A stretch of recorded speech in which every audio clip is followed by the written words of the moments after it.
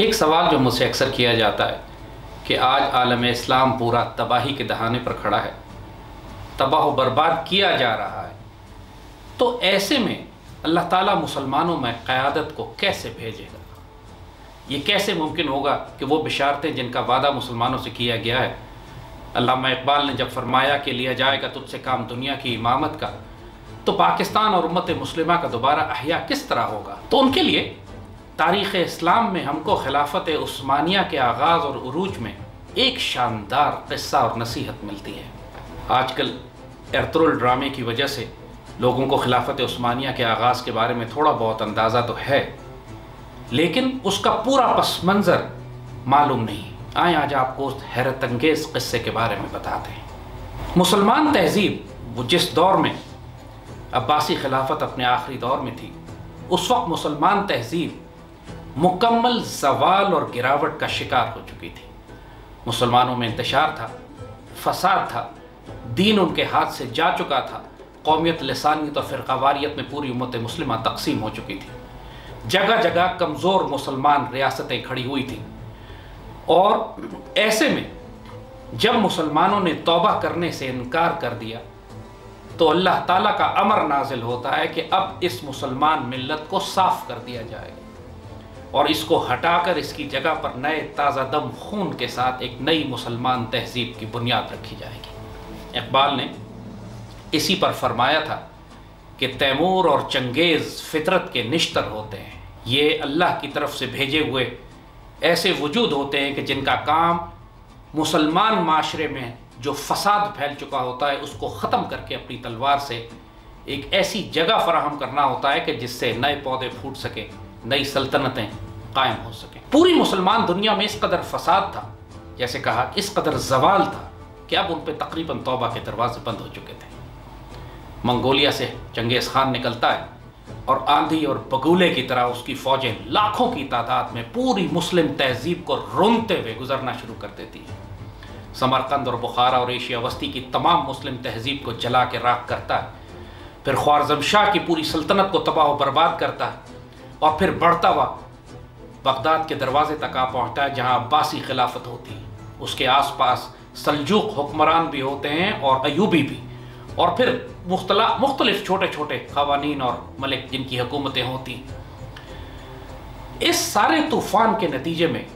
Asia وسطی سے ایک چھوٹا سا قبیلہ نکلتا ہے جو تاتاریوں کے مقابلے پر مشکل سے جس کے 150 یا 200 خیمے ہوتے ہیں، اور اس قبیلے کے لیے ممکن ہی نہیں ہوتا کہ وہ تاتاریوں کے لاکھوں کا لشکر کا مقابلہ کر سکے۔ وہ صرف اپنی جان بچانے کے لیے سینٹرل ایشیا سے نکلتا ہے اور مختلف علاقوں سے ہوتا ہوا بالآخر شام سے ہوتا ہوا آج کے موجودہ ترکی کے جنوب میں داخل ہو جاتا ہے۔ ایک جانب تاتاری ان کی پشت پر ہوتے ہیں اور دوسری جانب سامنے سے صلیبی۔ ایسے تمام اس ماحول میں جو آج آپ ارطغرل ڈرامے میں دیکھ رہے ہیں، ان کا ایک شیر اور دلیر شہزادہ ارطغرل اور اس کا سمجھدار باپ سلیمان شاہ، وہ اپنے قبیلے کو لے کر جرأت و دلیری کے ساتھ لڑتے ہوئے اپنا راستہ بناتے ہوئے بچتے ہوئے نکل رہے ہوتے ہیں۔ ایسے میں چاروں طرف ان کی مسلم دنیا میں تباہی مچی ہوتی ہے۔ بغداد کی خلافت ایسے تباہ کی جاتی ہے کہ 15 لاکھ کی آبادی کے شہر میں ایک شخص بھی زندہ نہیں بچتا۔ پہلے دجلہ سرخ ہوتا ہے اور پھر لائبریری کی کتابوں سے سیاہ کر دیا جاتا ہے۔ اس ساری تباہی میں جب پوری مسلم دنیا تباہ و برباد ہو جاتی ہے، کوئی ایک قیادت حکمران سلطنت باقی نہیں رہتی، ایسے میں اللہ تعالیٰ وہ جگہ خالی کر دیتا ہے ایک شیر اور دلیر کے لیے کہ جس کو اللہ تعالیٰ نے چنا ہوتا ہے آئندہ آنے والی ذمہ داری کے لیے۔ اس چھوٹے سے قبیلے، اس مشکل سے 150-200 خیموں والے چھوٹے سے قبیلے کے سربراہ ارطغرل، اس کو اللہ تعالیٰ ایسی جگہ لا کر کھڑا کر دیتا ہے۔ اس سارے فساد میں وہ پوری تخریب جو اسلامی معاشرے کی ہوتی ہے،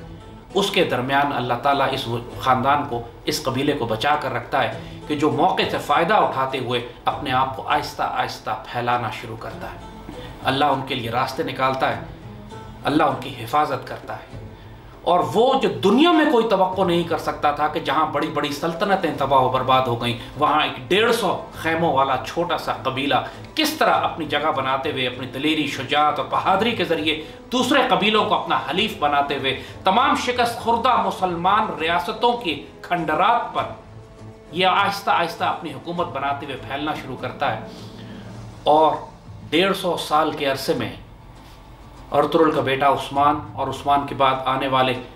سلطنت عثمانیہ کے سلاطین آہستہ آہستہ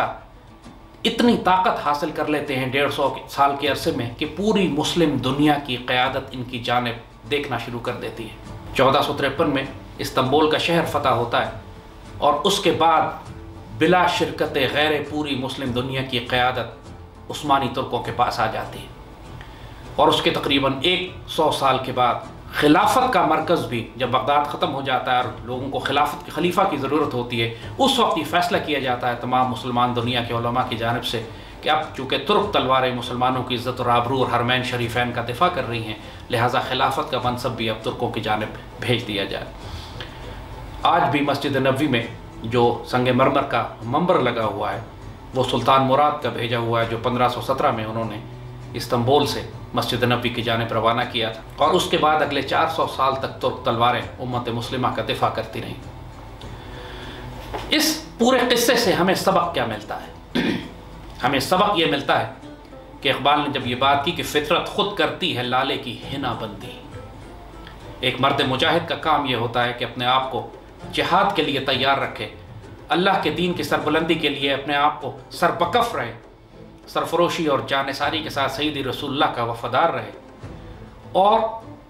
اللہ تعالیٰ پھر اس کے لیے راستے نکالتا ہے، اللہ تعالیٰ اس کی حفاظت فرماتا ہے، اور جہاں پوری دنیا میں تباہی مچی ہوتی ہے پھر اللہ تعالیٰ ایسے وجود کو چن لیتا ہے، اس ویرانی میں، اس تباہی میں امت کی قیادت کرنے کے لیے ایسے وجود کو پھر موقع دے دیا جاتا ہے کہ قیادت کا تاج اس کے سر پہ سجا دیا جائے۔ آج بھی امت مسلمہ کے ساتھ جو ہو رہا ہے اس میں آپ کو عثمانی ترکوں کی تاریخ میں بہت سبق ملے گا۔ اس وقت تباہی کا دور ہے، اسی طرح جس طرح ہلاکو خان اور چنگیز خان اور صلیبیوں نے آ کے پوری مسلم دنیا کو تباہ و برباد کیا تھا، آج مسلمان ملت اسی دور سے گزر رہی ہے۔ مایوس مت ہوں، یہ اللہ کا وعدہ ہے، اللہ کا یہ دین ختم نہیں کیا جا سکتا۔ اللہ اور اس کے رسول صلی اللہ علیہ وآلہ وسلم نے جو بشارتیں اور خوشخبریاں ہمیں دی ہیں انہوں نے ہو کر رہنا ہے۔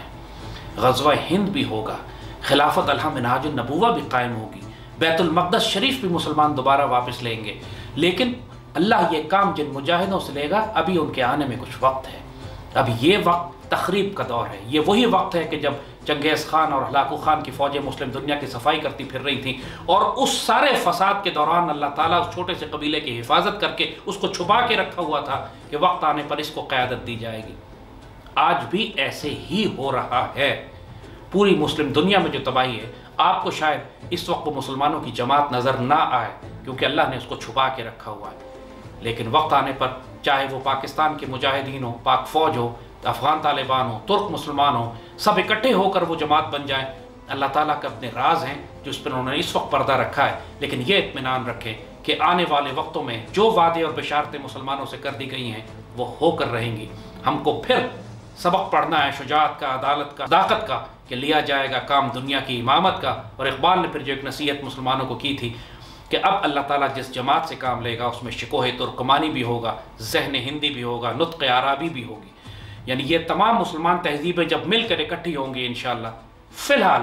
ہماری صفائی ہو رہی ہے، اللہ کے رازوں کو سمجھے، یہ اللہ کے نشتر اس نے چھوڑے ہوئے ہیں جو مسلمانوں کو مجبور کر رہے ہیں کہ مسلمان لوٹ کر اللہ کے دین کی طرف آئے۔ امت غافل ہو چکی تھی، حب الدنیا اور کراہیت الموت میں مبتلا ہو چکی تھی، اور اب اس کو تنبیہ کی جا رہی ہے، اس کی صفائی کی جا رہی ہے، لیکن انشاءاللہ آنے والے وقتوں میں ایک شاندار مستقبل ہے۔ اپنے آپ کو تیار رکھیں، شیروں اور دلیروں کی طرح اپنے آپ کو تیار رکھیں کہ ایسا نہ ہو کہ جب وقت آئے تو مسلمان خوفزدہ ہو کر، گھبرا کر اللہ کے اس فضل کا انکار کر دے جو اللہ آپ کی جانب بھیج رہا ہے۔